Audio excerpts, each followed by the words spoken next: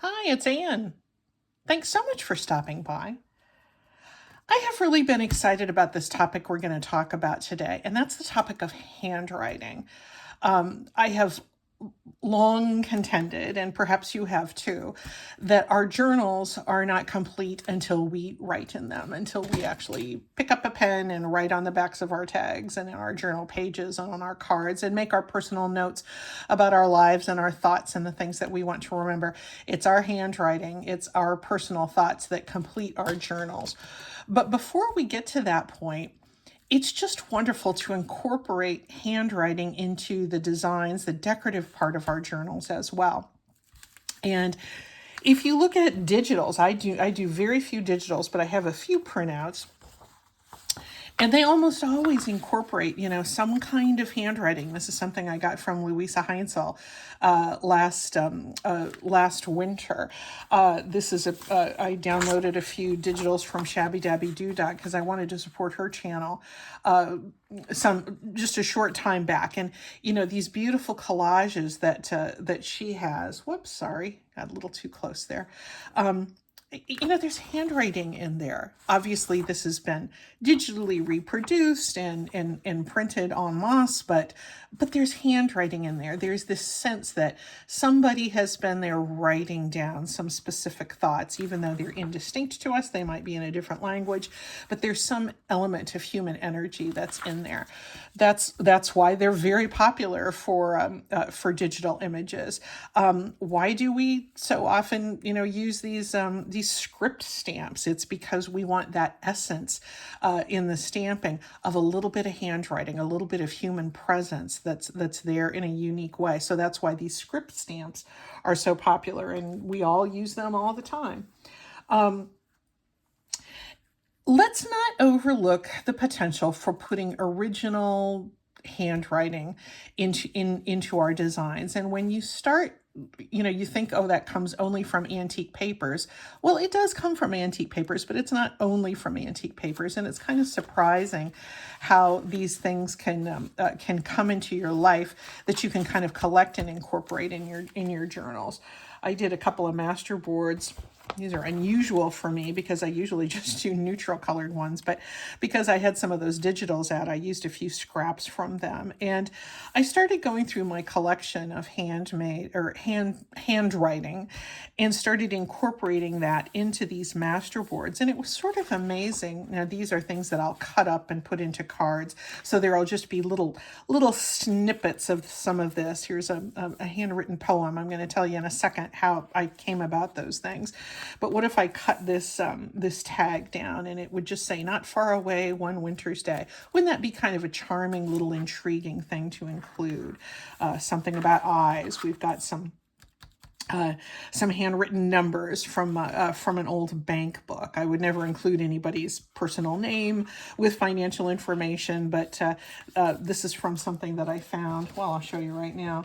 At an estate sale, there was a stack of these little bank books that had deposits. I've covered up the person's name, although it's from 1951, so chances are pretty good that they're not looking at my YouTube video. But still, I don't like to have people's names associated with financial information. But look at all of these wonderful numbers and initials that are in there. They incorporate really nicely into a journal, and there's something that's really unique. That those numbers, those initials, that human touch is not going to be found anywhere else except just from that piece of paper that I've put.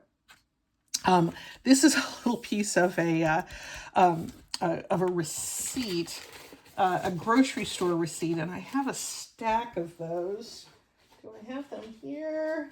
Yes. My husband's grandfather used to run a grocery store in Trinidad, Colorado, and his sister said, "Anne, I have lots of these, lots more of these if you want them," to which, of course, I said yes. But they're all of these wonderful grocery store receipts, that are, oranges and tomato juice. And this was in 1938. Oh my gosh, how how difficult must it have been for people to, to buy those 2 oranges for 22 cents in 1938. But we have some, these written copies of receipts there. And this is the stuff of life. This is the everyday stuff of life written in, the personal hand of my husband's grandfather at his grocery store. So these are really precious. I have used some of them in collages like I did here. Others I have scanned because I want to make certain I don't use them all up so that they're gone. I have scanned some to preserve them. And that's the kind of handwriting that I'm always on the lookout for. And, when they come your way, you will find yourself treasuring them and finding really interesting ways to incorporate them into your journals. These, let me tell you a little bit about this section. I was helping a woman I know clean out old closets. She was getting ready to move, and she was going through stuff that had been sitting around for decades. And she had this, among other things, she had an old notebook that a friend had given her. The friend had taken a first aid class or something and had taken all of these copious notes from this first aid class, and has lovely handwriting, but had written down, all kinds of things as references to herself. And I'm not going to show you the whole thing, but there's page after page in this lovely handwriting of all of this medical information. And some of it's a little gross, but, it is what it is. And I just loved her handwriting. And I just think that puts a nice energy into this portion of this collage. Elsewhere in that same notebook was page after page of poetry that she had copied down and that somebody else had copied into this this notebook. And it's corny, preachy old poetry. It really isn't anything that needed saving. It wasn't her original work. It was just stuff that she had transcribed. And my friend had literally put this in the bin, into the dumpster it went. And I kind of saw it and went, do you mind if I keep that? She said, oh my gosh, yes. And I've had this for some months, and occasionally I turn to it if I want to get a little scrap of handwriting that I can either put into a collage like this. Here's another one. There was a poem somebody else had written in that just simply said, "Wake up, little sleepyhead." Okay, let me put that into a journal. There's another piece off of with numbers off of one of the receipts. Here's something from her first aid index that she'd written down. Exhaled air. Okay, it just kind of blends in nicely with other things. Stuff like this just sort of comes to you when you keep your eyes open for it.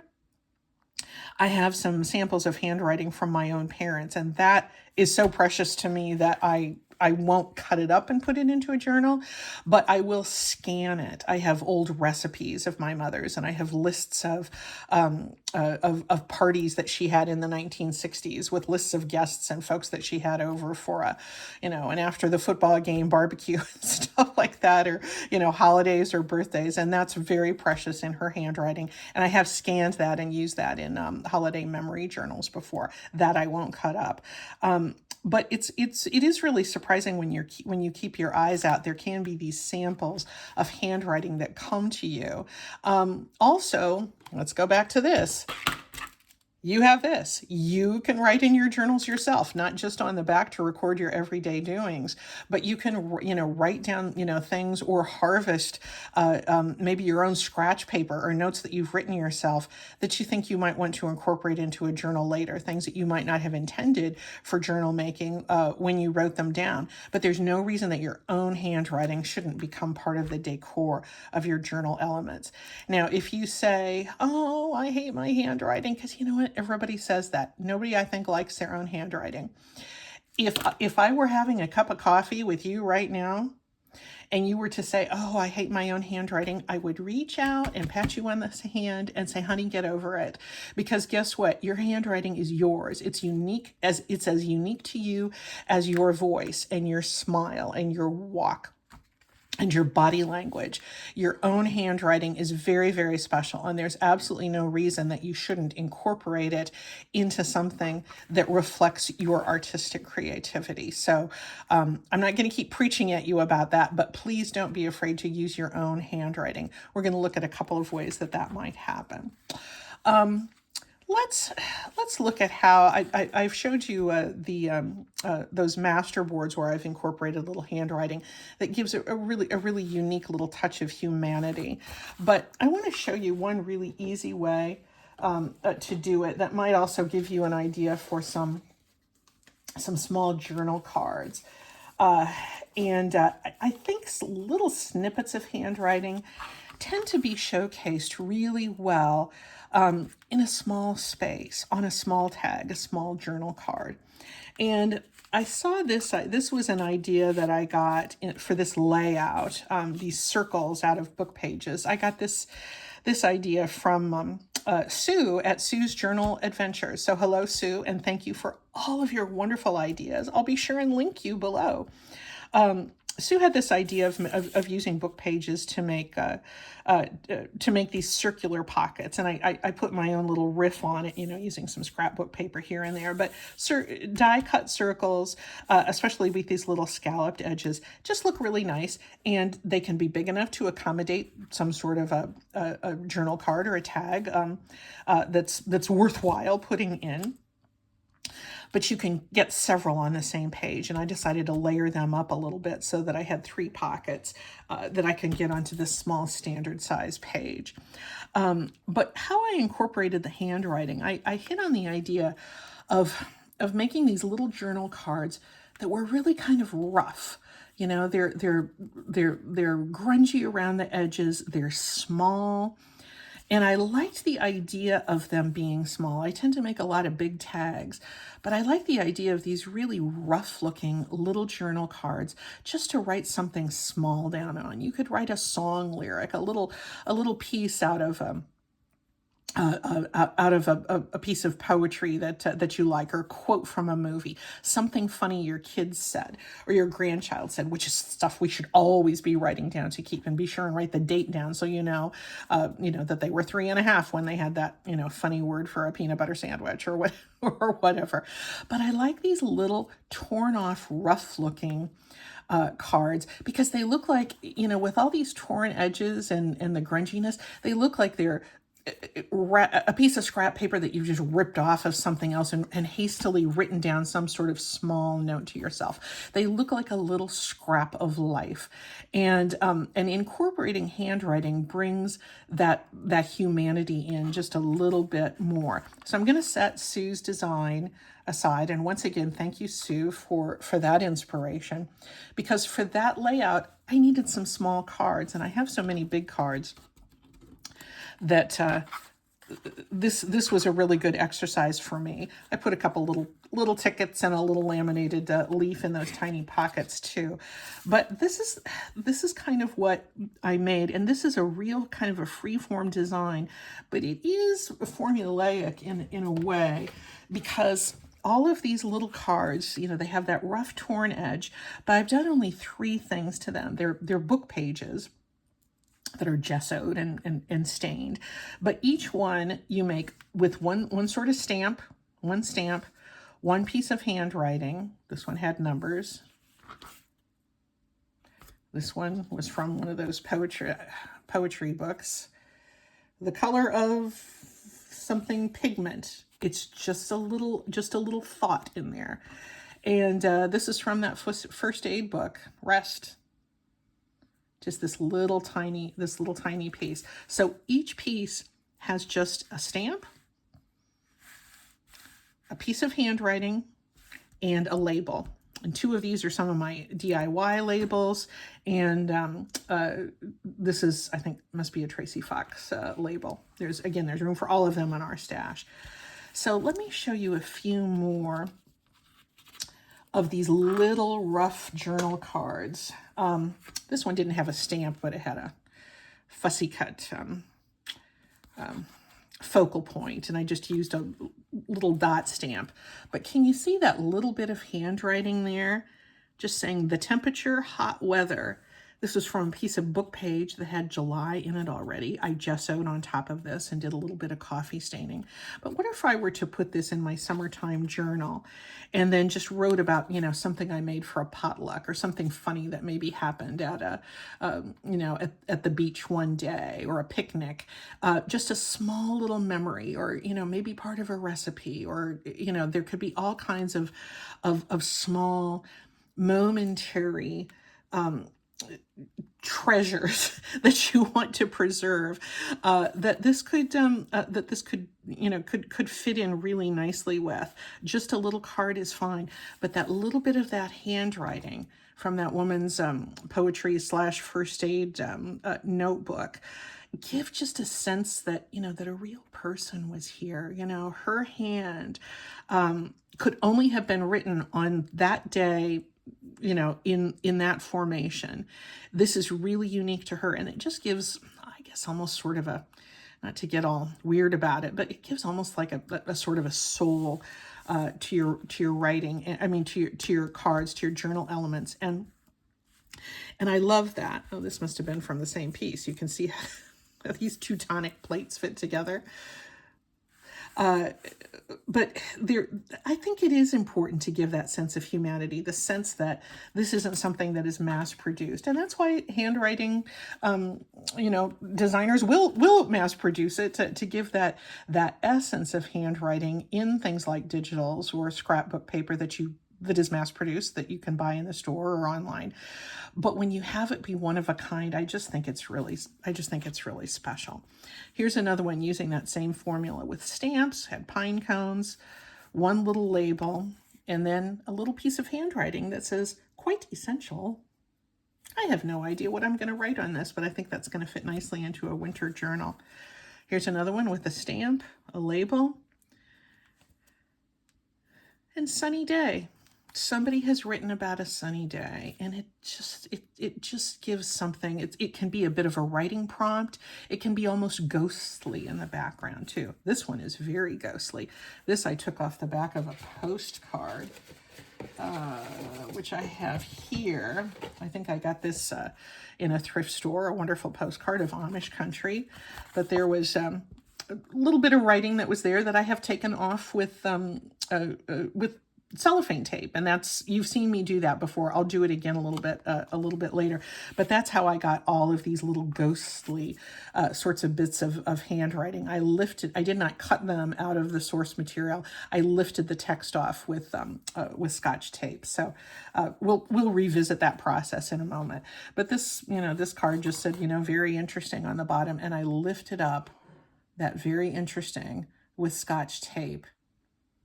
And it's just sort of ghostly in there. And what if I were to write, just about something that happened that was very interesting and tuck it in a journal? Here's one last one with a stamp of an apple. And I took lifted off one of those grocery store receipts, one apple pail, apple pod. I don't know what that says, but there's some reference to apples there. And again, because these have just really rough edges and I've inked them up really well, I think they have that sense of just being ripped up and stuffed in the bottom of your bag as a note to yourself, just a piece of scratch paper, but worth saving, worth honoring, and always with that sense of humanity with handwriting. So let's make a couple of these so you can see how easy they are to do. I've prepped a couple. Oh, here's another one I meant to have in that stack. Special notes. And this was, again, one of the DIY labels that I made out of the back page of a back section appendix of a dictionary. I love using those DIY labels. So here's a couple of scraps I used. I like to use really old book pages for something like this because they tear so beautifully and give you a really nice furry edge. And I usually put a backing on the book page before I rip it, because when you get two old book pages or two old pieces of paper ripping together, you just get a lot of interesting things happening along that tear line, and they look really great when you ink them up. I've been tending lately with my old book pages to smear them with gesso. It's just a little bit. I use an old hotel key and just smear a little bit of white gesso on it. It dries really fast. And then this, I could have coffee dyed it, but this one I just dyed with some distress ink. So anyway, this is how these started out. But with this one, I'm fine to leave one straight edge, but I want one really ripped up edge. And I kind of like that. I kind of like that small size too, because it keeps the focus on those very few elements that you have. This is not rocket science. You don't need me to show you how to do something simple as this, but here we are. You can make as many of these as you want. I could make, smaller ones yet if I wanted to make like maybe a little dangle or something off of a spine. That'd be great. And you can see that I have this one backed already. So I've got 2 layers of this very old paper. I'm going to take a little bit of this margin off so I can get that really nice kind of double edge there. Let's do a few more of these.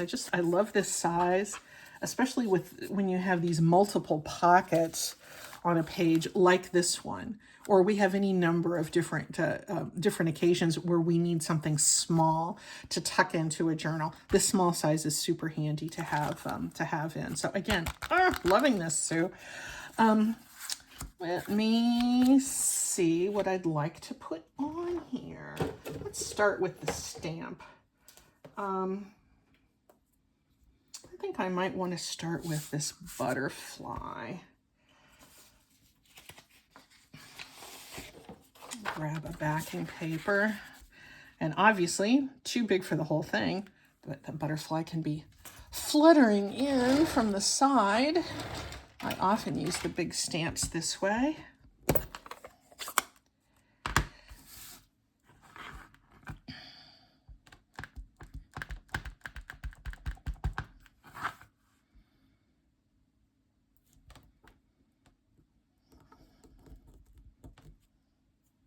There we go. That gesso changes the surface, obviously, of the book page, so it's not going to stamp as darkly as it might if it was just the book page by itself. But I like the fact that it's a little bit ghostly there. Let's choose a piece of handwriting. Let's see. This poem is about children being polite. But I see thank you right here. How about that? And we're just going to pick up the words thank you. Maybe I'll bring you in a little bit more closely. And I've got just my piece of Scotch tape. And handwriting on this old paper does tend to pick up really well. The paper's kind of old and crispy. You often can find things like this, like old ledgers or things that you find in thrift stores, but especially at estate sales, there's often handwritten things, or old cookbooks sometimes can have the cook's notes in the margins, which is great. All right.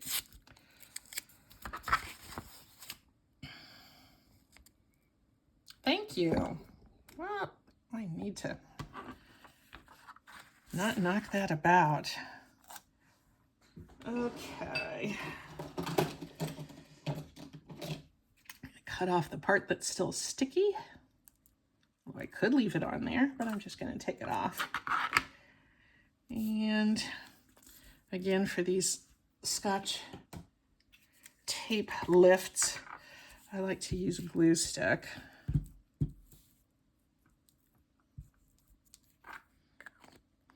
I use Scotch Creates, or Scotch glue stick, but I have on order some Yoo-Hoo because I want to start trying that. It seems like it's less expensive than the Scotch Creates. We'll see how it performs.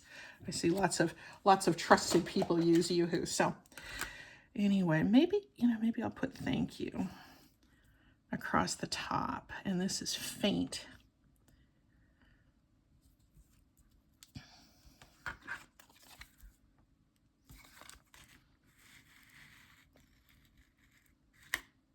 There we go. So that's just going to kind of be very translucent, very sort of ghostly in there. And what do I need for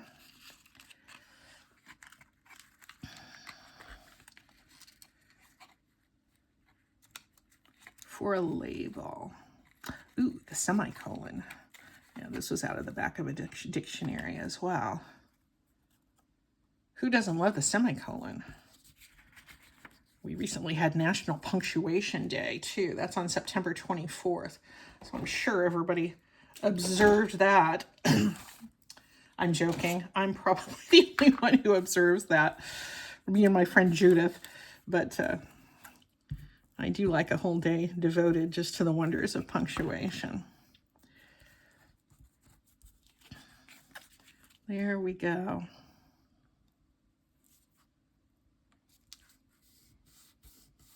Thank you, semicolon, for lending clarity to our sentences.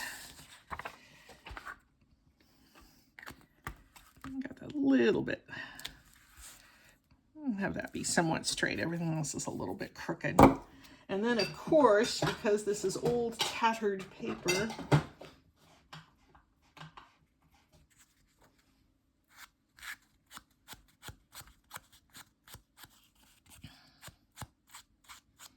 we're going to ink it up. What a nice, nice, fun little piece this is going to be to add into the journal. And just as tatty as can be. I've just left all of that tattiness on there. Oh, I love that. Why don't we try maybe lifting a more contemporary piece of handwriting? I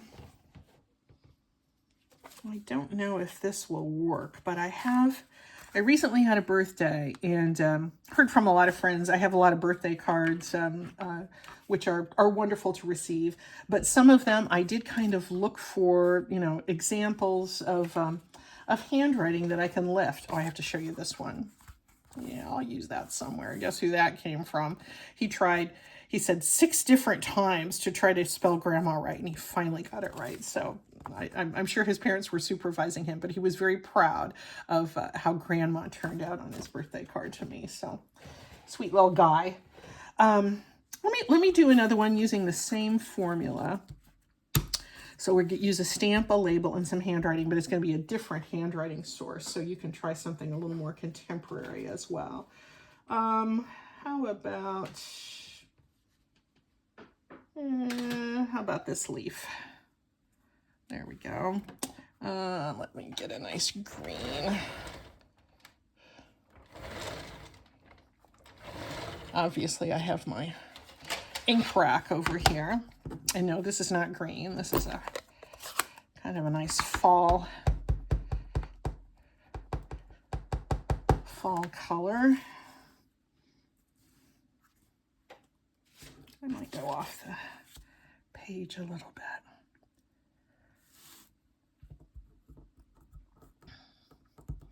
And we'll see how this comes out. Sometimes it works, sometimes it does not. Yeah, it's okay. It's worth using. And I'm gonna, let's see, I think I saw mathematics in here.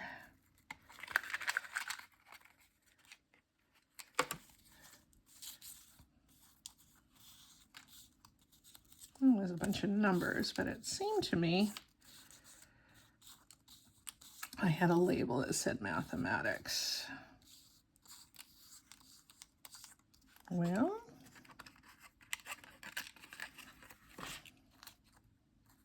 there it is. It's always in the last place you look. I love all of these. There we go. Mathematics. And this is what I want to try to lift. This is from a friend whose name I have covered up here.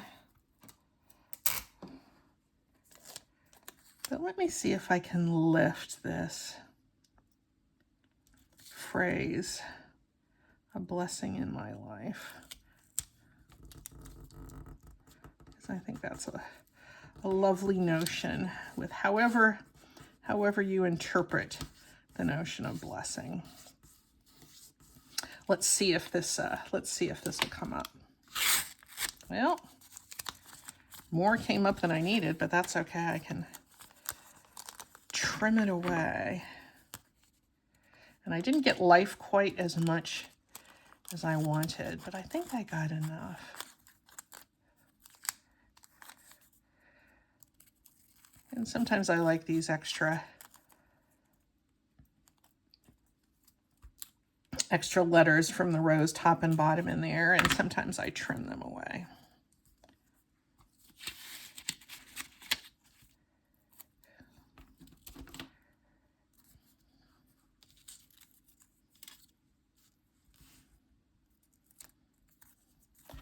I'm going to take off the and. Just say a blessing in my life. I think we can pretty much figure out that that's supposed to say life at the end. And again, it's the notion of her handwriting that is important in there. It's her energy, it's her thoughts, it's her humanity that's going to be in here.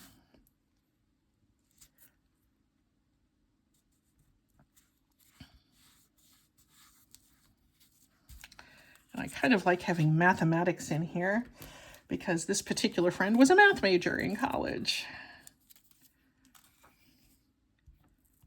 So I'll write something about her and how we've continued to stay in touch despite having been out of college since 1978.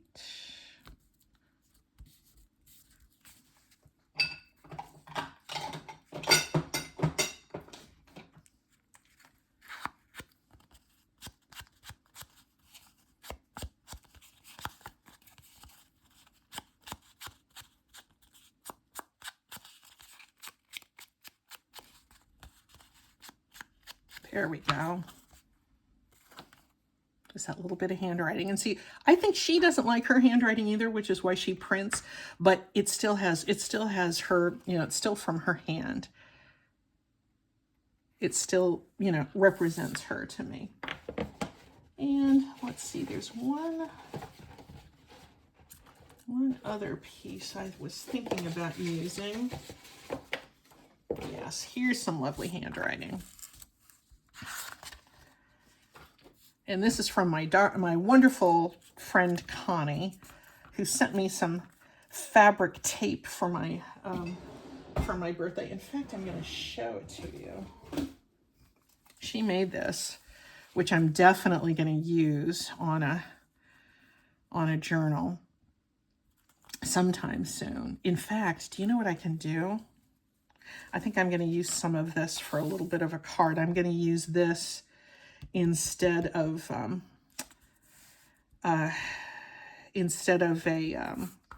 label.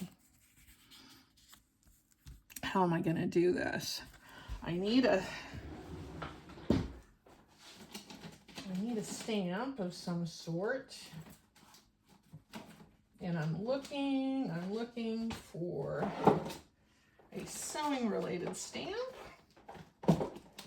which I think I have here somewhere. I should have planned a little bit more for this. Sewing.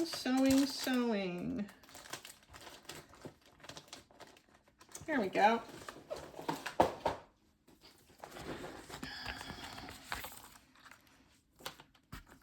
I don't think I've even used these. But I'm going to get out this little sewing machine. There we go.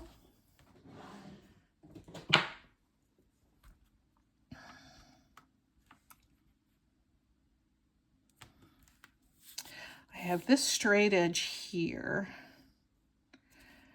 and I'm going to cut a piece of this fabric tape to go here, and I'm going to follow Connie's instructions because she says the best way to use this fabric tape is to score the backing with a pin. So I am going to follow her instructions. But do I have a pin here? I don't have a pin, but I do have a needle. There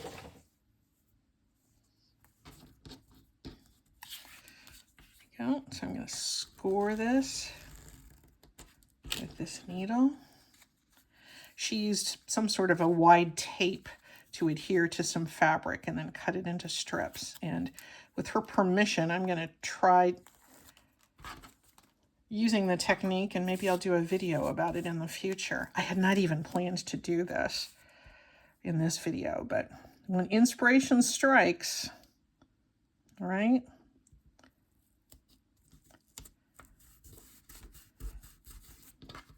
There we go. That looks super cute. I'm just going to cut this sort of jagged edge off to follow the line of my original tear. Oh, I'm getting excited about this one. And that just adheres so perfectly there. I'm going to ink this right now, even before I finished it, because that's going to help me decide. So now I've done the fabric tape in lieu of a label for this one, although I could always add a label. If I had a calculus label, that would be nice, which I don't seem to have right now. But anyway, there we go. And I'm going to use this stamp, but first I'm going to see if I can pull up some of Connie's handwriting here. And I think I'm just going to do something really short. I'm just going to grab the best way to use this fabric. I don't need the full instruction sheet. I just need something that's personally written by Connie. Now let's see. All right. It doesn't come off quite as crinkly as the antique stuff, nor should it. But I can get a little bit of Connie's wonderful energy in here, and it doesn't need to be a complete thought.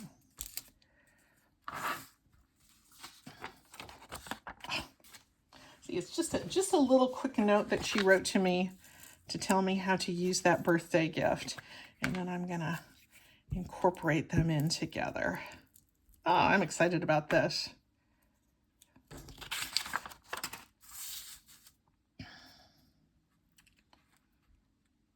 I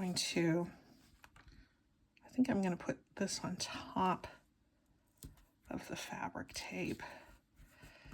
The best way to use this fabric, and I think the best way to use this fabric, is in a journal. So now I'm going to keep with my formula. I'm going to go with a darker brown because I want a little bit of that detail to come out.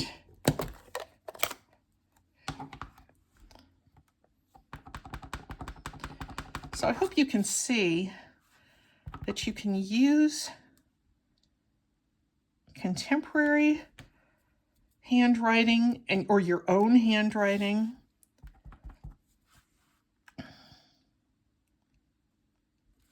as well as the vintage stuff that will come in your life. And you know, you just kind of never know when you're going to run across old handwriting. I certainly didn't know the day that I was helping that person clean out her closet that I was going to run into a treasure trove of an old notebook of handwritten poetry. That was not in my plan for that day, but when you're open to it, it's kind of amazing. There we go. The best way to use this fabric. and I can tuck this into a journal and just write a little bit about my wonderful friend on the back. I love this. This is really fun. This is a fun little way to incorporate handwriting and give just an added air of humanity to our journals. I'm actually going to use the ones that we did today and tuck them in here. This one's a little big, so I'm going to go with a small one down here again. So there you have it. And don't forget to add your own handwriting, either on the front, definitely on the back of all of these things, because that is when your journal becomes complete. We'll see you next time, guys. Thanks for watching. Bye.